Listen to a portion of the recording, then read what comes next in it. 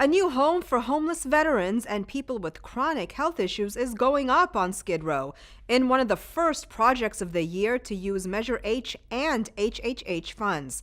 Anna Marcos takes us to the groundbreaking for the 649 Lofts. Skid Row is about to get a new neighbor on the block. The 649 Lofts will soon replace this empty lot full of graffiti. They will house dozens of formerly homeless residents and provide supportive care. It's all thanks to Measure H and HHH, which voters approved last year to build more homeless housing.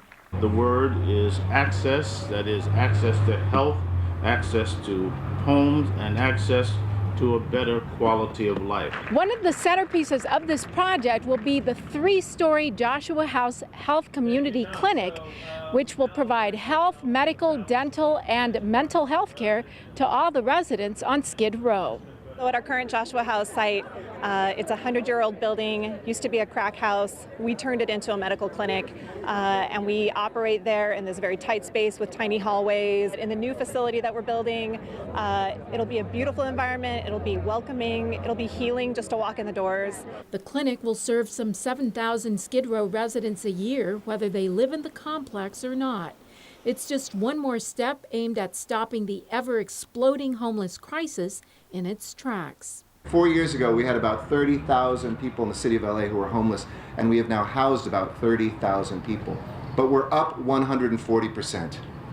In other words, some 50,000 people have newly become homeless as we housed everybody who was. We need to not only think long-term as we're doing and implementing these strategic plans, but we need some immediate triage-type approach to what we see on the streets. To beat the homeless crisis, city leaders say they must also attack another problem, the affordable housing crisis. We had such a shortage of affordable housing.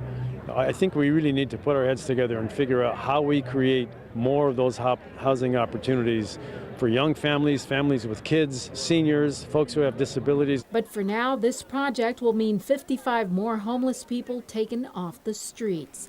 I'm Anna Marcos for LA This Week. LA County coroner numbers show more than 800 homeless people died in the streets of LA last year, another sign of the critical need for health care and housing.